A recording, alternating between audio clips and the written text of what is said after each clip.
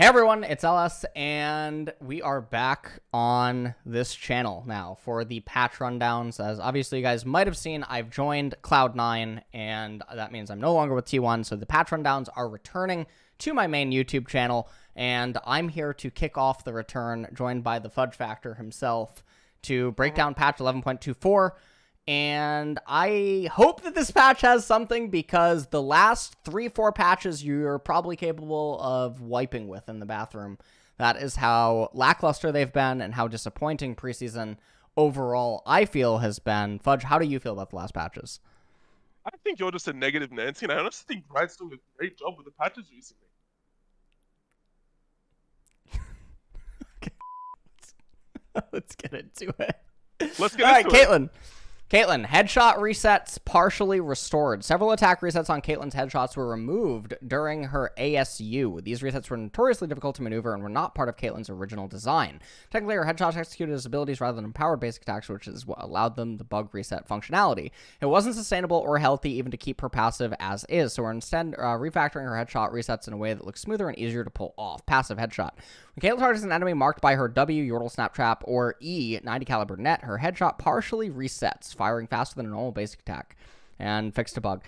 So obviously this is good for Caitlyn, right? I don't think Caitlyn is in a horrendous spot for competitive. I don't know her situation for solo queue, but I think in spots where you want to pick Caitlyn for the reasons that you pick Caitlyn, if you're proficient enough at her, I don't think that she's in a horrendous spot. This obviously is nice for her, but I mean, what can you really say? I mean, I think it's fine. It's just like a quality of life thing. I don't think it's going to change when you're picking Caitlyn. Yeah. Anyway. All right. Even in solo.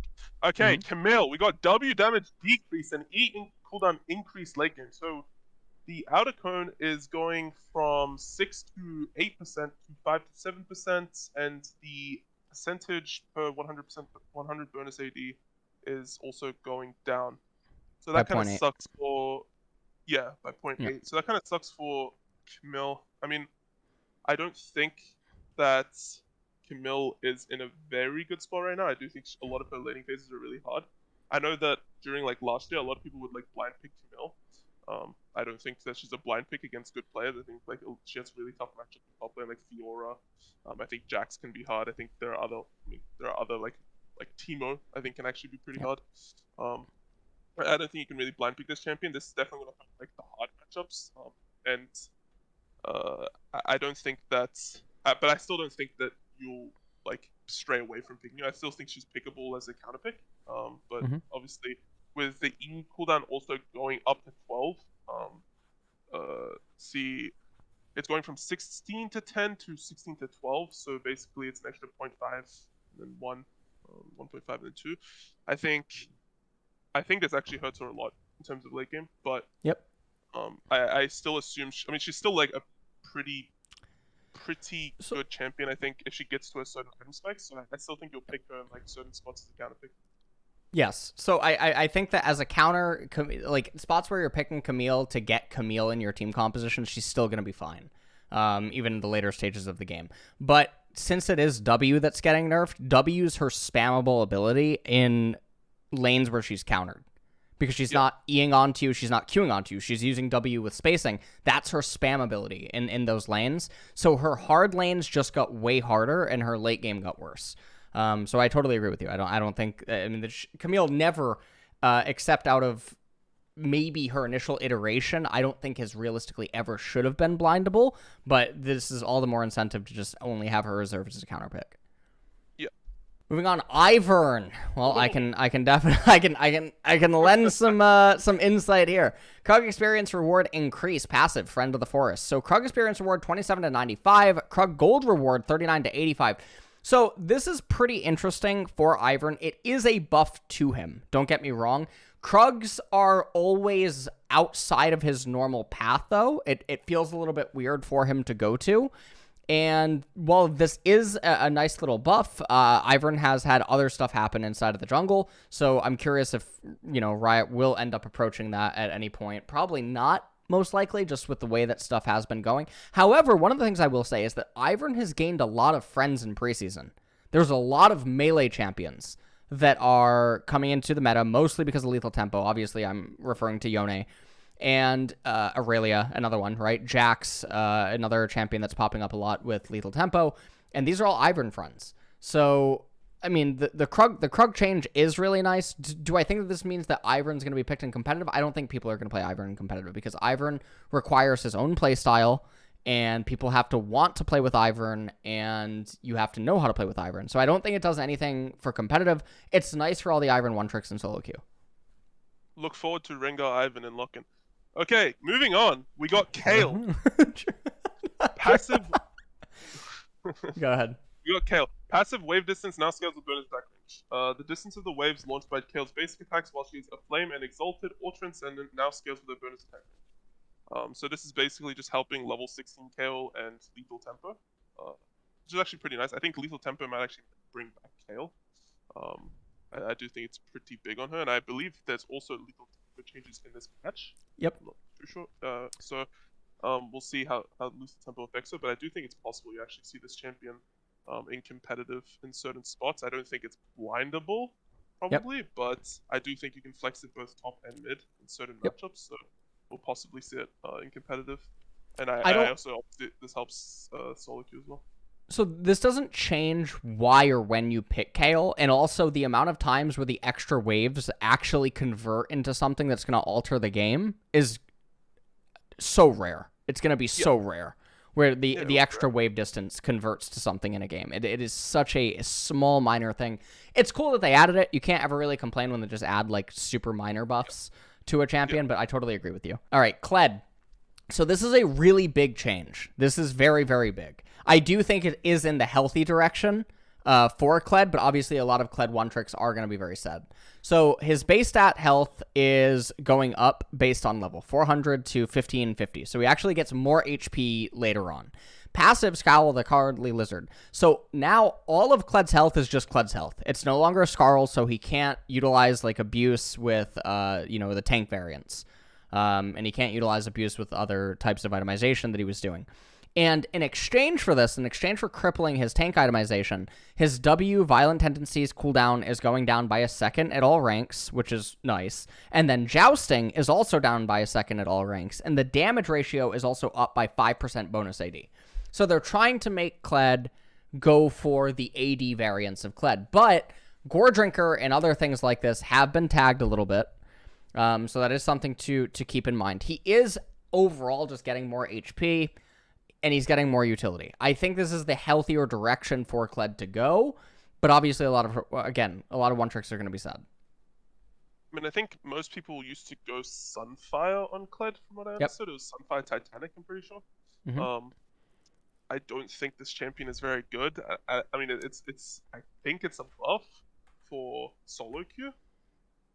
I believe, but I don't think this is really going to change anything too drastically. Definitely not in competitive. I do not think Kled is a very good champion in competitive majority of cases. Mm-hmm. Maybe on R5 in very, very specific cases, but I think if you're capable of playing, if you're capable of tri-flexing him, he maybe gains merit. But most people are, I mean, no one's going to really be doing that, right? So I think that it's impractical to assume. But yeah, I agree with you. You'd have to be really proficient at Kled, and then, yes, he would come in as an answer rather than as a proactive pick. Twitch. The R bolt distance now scales with bonus attack range. The extra distance that Twitch bolts travel now scales with his bonus attack range. So this is just basically like a lethal tempo. Yep. It's basically just helping lethal tempo. So they're just trying to make lethal tempo a better option for all these characters, it looks like. Yep. These changes. Which is not bad. I mean, it's another nice change. I also don't think this is really going to change a lot about when you pick Twitch stuff. Right. It's extra novelty just added in. It's the same thing as Kayle, although I would say this is actually different than Kayle. Where the waves might not matter, the extra distance that the bolt travels might matter actually for Twitch. Just because the way that he plays, as well as like from what distance he begins attacking from, and the way that people generally can clump up or try to run from him. Whereas against Kayle, I don't think... I mean the thing is you don't gain the bonus range from a lethal tempo until like the 6th order. So it's like... Right. How big is this really going? Like, when are you really going to make use of this Right. thing? Yeah. Yeah. Okay, Samira. R no longer costs mana. R Inferno trigger. Mana is 150 and 0. Well, they just removed it. They just removed it, so it's just 0 mana. So now she can just cast it for free. I think that is good. I actually probably dislike Samira almost the most compared to most AD carries though. Because she's so reliant on other things, her playstyle, everything. I'm not a super big fan of it. Do I think this is going to make Samira players happy? Yes. Do I think this is going to magically make Samira be picked more? Absolutely not. I mean, even getting the resets. Yeah. Huh? Maybe people will just pick her because of this. I don't know. People just. Oh, probably. This is one of those changes where I'm sure that there's a lot of pro ADC players that are Samira enthusiasts that will just see this and be like, wow, that's really good. But no, realistically, this should not change anything for competitive. For solo queue, it could change stuff. Stuff like this is always going to swing stuff in solo queue. Because the only question that you need to ask is, over the span of 100 games, does Samira at level 6, 7, or 8 get a solo kill because the mana cost is now 0 instead of 100? And I think the answer is yes, so automatically the win rate goes up. That's just how you actually have to look at it, right? Is over the span of 100 games. When you look at changes like this, and I think the answer is yes. So yes, her win rate will go up. Does that hold any value for pro play? The answer is no, because in pro play, what are the odds that 100 mana converts to a kill or a game-changing advantage over the span of even 1,000 games? I think it's very low, or it doesn't justify picking her. Urgot. Passive and W attacks now scale bonus attack range. It's another lethal tempo. So basically just Urgot's passive and Urgot's W, right? Just basically is the wait, this is actually not bad, but did you go lethal tempo on this champion? I thought you went, I'm pretty sure you went Conqueror still, no? Because the W doesn't actually work with lethal tempo, does it? Well, it does. It does now. Yeah, it does now. Yeah, I it's possible you actually go lethal tempo on Urgot. Yeah. But the thing is Urgot, the time you pick Urgot is very, very rarely against range. The time you're picking Urgot is always against melee champions. So the time you're going to be utilizing like the attack range, like in solo queue, it's going to be useful because like Urgot one tricks, for example, in solo queue, just pick it whenever, and then you play against mages and blood. But in competitive, obviously, I don't think this is going to be very big. It's still nice though. I mean, I think all of these changes are always going to be nice, but in solo queue, it's just more effective because you're going to be picking the champion in spots where the range is actually important.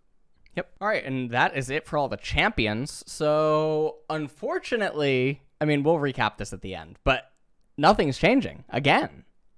This is another patch where nothing. Stop complaining. Okay, items. Now, all right, this is the one thing that can change things, I think, from this patch. Yes. Archangel staff is down 400 gold. This is really big. This is super big. This is now. This is, I mean, this is sort of like enchanter level item, right? Of gold cost, which is super insane when you consider the champions that are going to build this. So this helps champions that want to go this item actually enter into the meta. Because it's just so cheap, it comes online so quickly, and it actually justifies these types of power spikes. So I think that Archangels now does gain a lot of value. Unless I'm playing Ziggs and Orianna and Xerath and Anivia. Is that what I'm playing now? Well, we're moving on. Axiom Arc here. So, no graphic for it, but Axiom Arc is supposed to provide ability-based assassins and exciting teamfight output. However, it's been doing a little too consistently. Flux ultimate cooldown reduction, 25% to 20%. So, I've heard that there's a bug with Ultimate Hunter, which is what made it so that you only need 3 takedowns for Axiom Arc to give you the cooldown if you take Ultimate Hunter, which obviously everyone's doing, I think. Yeah, I heard there's some interaction. So, I assume that this removes that interaction. Well, it does. It just removes the interaction. I think generally the item is a solo queue only item. You're not building this item in competitive. It's just not happening. So I think it doesn't matter. This just impacts solo queue. Yeah, I mean, this is obviously. I mean, well, it's really you could maybe build it on lethality graves in competitive. I think that maybe. You build it on like Zed or Kiana or Nocturne. I mean, Nocturne is like, but it's like realistically you're not going to get much. But in solo queue, I think this item is very, very short. Yes, I because completely people agree. just don't. People, you can just have used it off cooldown. You just kill it. Yep. So I do Totally think, agree. I mean, this is definitely enough to solo queue like the lethality, like junglers, assassins, midlaners. But yeah, I don't think it's going to affect competitive at all. Okay, we move on. Cosmic Drive is significantly overperforming on most champions. Ability power is down by 10, 50 health down. The spell move speed bonus is down by 5%, and it's decaying to 5%. What do you think of Cosmic Drive as a significantly overperforming item?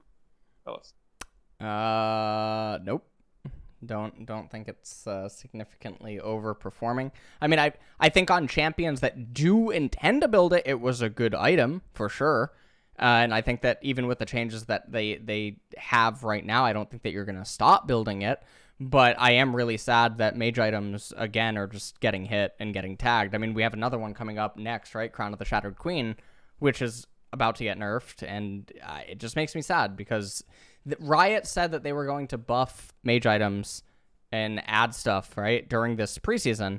I don't feel like that ended up actually being the case. I mean, we did just get the buff to Archangel staff. It literally came in the last patch of the season, right? The Archangel thing. Yes, Cosmic Drive was altered, and it was really good for specific champions. Sure, okay, we got Crown of the Shattered Queen and other stuff like this. So many other... I mean, I don't feel like they lived up to the promise that we were getting the entire time, and I feel like these patches have been really lackluster. Nah, you're just negative. I think that patches has been doing a great job. Riot, love Riot. Can't wait for the MMO. Same, actually. Okay. Crown of the Shattered Queen, so no image, just down by 10 ability power. The champions that are building Crown of the Shattered Queen in the spots where they're building it, I don't think they care about the loss of the 10 ability power. It just feels bad. Yeah, it just feels bad. But I mean, I think Crown is like an item. I think people like overbuild this item. I do think it's an item that's like good. It's very broken in specific scenarios where like you're playing against champions that can't get before like actually committing to you. But people are definitely overbuilding this item on like against like mages that outrange them, and it's like it's so useless if you're playing against players that know how to play around it. But it's very overbuilt in my opinion. Yep. Evenshroud. So apparently it's outperforming the other support mythic. So rather than buff the other support mythic, what they're going to do is nerf the already sort of pathetic Evenshroud. So just want to let you know. Support is a broken. I think this mythic I mean, obviously yes, the mythic is something that you go, but I don't think it's broken. I don't think it needs to get nerfed on the basis that Solari is just being outperformed. I don't think that makes any sense. I mean... What would you prefer they do, LS? What do you want them to do? I want them to buff Locket. What do you want them to give to Locket? Just buff it. What do you mean? Just buff it, forehead! Okay, Frostfire Gauntlet. Melee Frostfire. So they just killed the item, by the way. They killed the item. Go ahead. They actually just killed it. Tell me I'm wrong. They did. They killed it. They just killed the item. They did. Wait. Are they removing the max health? Yes. Oh. Wait. They just killed the item. Not only did they take There's no way they actually removed the max health, right? They did. They just killed the item. Tell me I'm wrong. Yeah. I don't know why they removed the max health. There's no way they removed the max health, right? That's not actual. They must have just forgot to put it into the... Riot Games. Cinematic.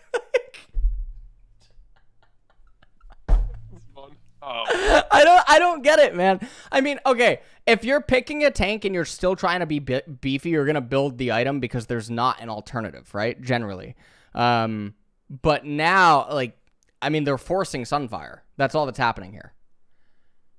Yeah, we're bringing down its damage, which was a bit too high compared to Sunfire.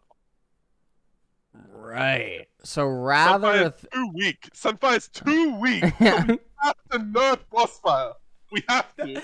That's actually the logic that we just talked about that they did above. It doesn't make sense. It really doesn't. I don't think Frostfire Gauntlet's OP. I just think Sunfire is way too weak. Yes, that's what I think. Yes. They should have just buffed Sunfire, I think, to like give it extra damage or health or something. Yes, make it actually be different. Right. Okay. All right, let's move on. Conqueror. So this is big. I'm excited about this for Karen, okay? So Conqueror nerfs in 11.21 were a little too restrictive. We're partially reverting the nerf and boosting its damage to make it comparable to other keystones like Grasp of the Undying, Fleet for Work, and Lethal Tempo. Okay, so the duration is up to 5 seconds, and the adaptive force per stack is 2 to 4.5 based on level. So, I mean, it's nice that Conqueror is getting some love. The problem is Lethal Tempo is... I mean, what do you mean? It's back to... Come on, dude. Why are we comparing Lethal Tempo to these runes? But like, Grasp of the Undying, Fleet for Work. Lethal Tempo is the most broken rune in League of Legends history. Why is Yone queuing me every 2 fucking seconds with a knockup? Why is Yone knocking me up every 3.5, 4 seconds? Like... By the way, I see Lethal Tempo at the bottom of my screen. If it's not nerfed to the ground, I'm leaving this call. We can keep going. Glacial Augment. Don't scroll down yet. No, don't scroll down. Scroll back up. I don't want to see. Glacial Augment.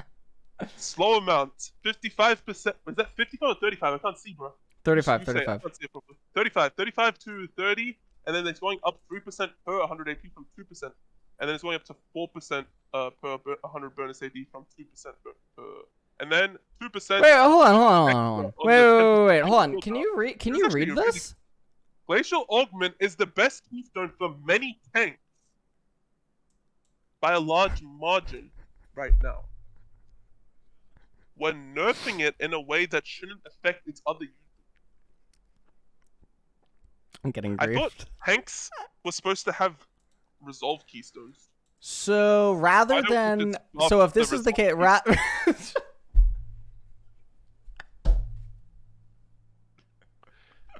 You know...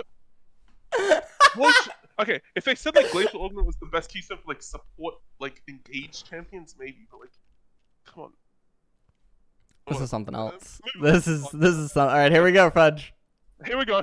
You say it. Lethal Tempo is a little too strong for some melee champions while failing to fulfill its attack speed fantasy for ranged ones. Yes, that's true. yes.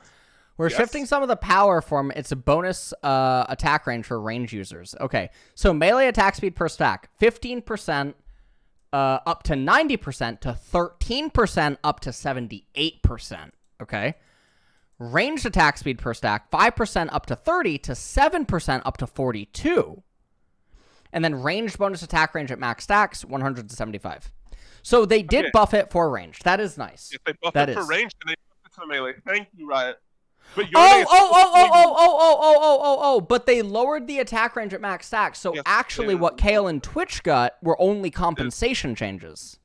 Yes. These are like... Oh, so it wasn't actually buffs. They're compensation, and they're... Right, okay. Well, it's not really compensation. It's still a slight buff, right? Sure. I think. Because it is. If they don't take Lethal Tempo, it's also... Oh, well, yeah, the attack speed, yes. It's still a buff. So, I mean, there's that, but Yone is still going to be fine at 13%. Bro, Yone's still queuing me every 2 seconds at level 1. Like, like he's knocking me up every 2 seconds at level 1. Like, he's queuing me every 0.5 seconds. I don't care. Like, this doesn't change. Yone just... It doesn't matter. Move on. Okay. All right. That is very confusing. Okay, Predator. Now that the dust from 11.18 buff has settled, it's become clear that the powerful version of Predator is undercutting counterplay. We're reverting the change to address this specifically since Ingenious Hunter's 11.21 buffs help Predator's viability considerably. So maximum move speed is down 15%, which is pretty big. That's tier 2 boots, right? Removed from it. And ramp up time 1 to 1.5 seconds. That's fine. I mean, this is good. I think Predator is a byproduct of solo queue. Yes. Predator is a byproduct of solo queue. Yep. It's a byproduct of solo queue, but it has no business in competitive. Well, not no business, just not on so many champions that it is in solo queue. Yeah, you can't go it on every single champion in League of Legends in competitive. Yep. You can go it on every single champion in solo queue. So, yeah, there you go. Yep. Okay. Dragons. The temporary doubled selection rates of Chemtech Rift and Hextech Rift terrains during 11.23 have been removed. All dragon terrains have returned to their normal selection rates. Do you know how rare Infernal... I barely have seen Infernal Soul. All I see is Chemtech and Hextech. That's all I see. That I know. That's actually it. That's all that I was seeing. It was so crazy. But it's actually good, because now I'm used to them. So it's actually I actually like what they do. Maybe Riot should, maybe do. Yeah, it's fine. Good job, Riot. All right. Good job. Yeah. You guys are doing great in your patches. Honestly, this patch really turned itself around. Don't you think that these patch notes have been so great with these dragons? Yes. All right, so we got quality of life changes, upcoming skins and chromas. I actually haven't seen them, and apparently, we're not going to see them. No images. There's no images, unfortunately, so we can't react to them. But what there are images for is the new C9 merch drop, Fudge Factor shirt, as well as Blabber's Crabbers. Okay, so you can get that in the C9 you better shop. Get the Fudge Factor shirt. And listen. What? There is a C9 LS edition jersey coming. It's a chroma. The chroma. It's an LS chroma. It's an LS chroma for the 2022 jersey. I can't say much more. The LS chroma. It's an LS chroma. Yeah, okay, fair enough. I look forward to the LS chroma, but I look even more forward to Fudge Factor t-shirt. You better buy it. And I'll win lock-in if you buy it. Thank you. All right, so recapping the patch, did anything from a competitive or solo queue standpoint really change? And I think the answer is pretty much no. The only thing is the Archangel staff, other than Archangels. Archangels helps certain mages power up inside of both solo queue and competitive. Everything else, not really. I mean, Ivern gets better in solo queue, but you shouldn't be playing him unless you're willing to one-trick him anyway, and you're going to actually do a lot of research on him, at which point he can be good. But everything other than that, I mean, there's not a whole lot that's being altered here. You know, I think it was a pretty good It's another useless patch! It's a pretty good patch. They changed a couple of solo queue chips, you know? Okay, in your heart of hearts, how have you actually felt about the last 3 patches? Bro, I just focus on League of Legends gameplay. I don't care about patches. You can be like a coach and think about the patches. I don't care about that shit. All right, well, that's going to do it for the patch rundown, guys. So a lot of people do know that I have not released a patron tier list or class change in a couple of patches because Riot is not releasing sizable enough changes to actually alter the list, unfortunately. There's going to be there's going to be micro changes for this one. You're blaming Riot for your lack of updates on the Patreon tier list. Because there's nothing to change! I might have to make my own Patreon tier list and then change everything. And you're going to call it the Fudge Factory. Correct. All right, well, all right, that is going to do... That's going to... Oh, my... Follow me. Thank you. I'm Bye. All right, bye.